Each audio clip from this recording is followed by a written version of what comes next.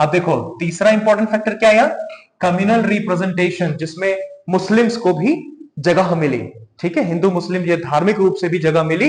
It was a system where seats were reserved only for Muslims and only Muslims would be polled.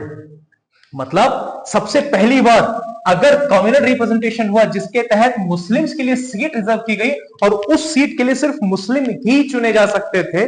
इसकी शुरुआत कब से हुई, 1909 से। देखो कितना तगड़ा जहर बो रहे हैं, देख रहे हो, पहले इन्होंने चीजें तोड़ी है और फिर यही बाद में जाकर, देखो 1909 क्यों, इसके पहले का इतिहास आपको बताता हूं।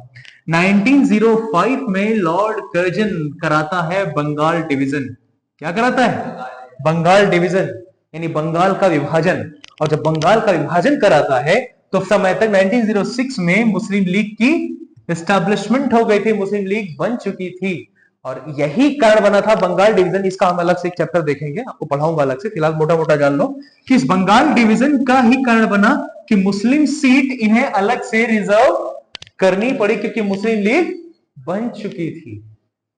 आई बात समझ में, इसलिए कम्युनल रिप्रेजेंटेशन की जरूरत पड़ी, वरना नहीं पड़ती कि मुस्लिम के लिए अलग से सीट रिजर्व किया जाए और उन्हें भी उस सीट के लिए सिर्फ मुस्लिम ही चुनाव लड़ेगा करके। क्योंकि मुस्लिम क्या थे, कम थे संख्या में, तो वो जानते थे कम संख्या में है तो कम जगह घेर पाएंगे या कम राज्य ले पाएंगे, उन्हीं जगहों में सिमट के रह जाएंगे। क्योंकि जब इन्होंने बंगाल डिवीजन किया तो भाषाई तौर पर, जाति तौर पर, हिंदू मुस्लिम तौर पर, माइनॉरिटी मेजॉरिटी के तौर पर इन्होंने कई टुकड़ों में बांट दिया लोगों को।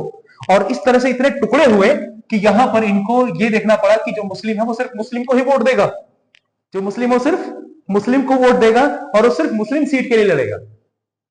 आई बात समझ में, ये था कम्युनल रिप्रेजेंटेशन। क्लियर है, आगे चलते हैं।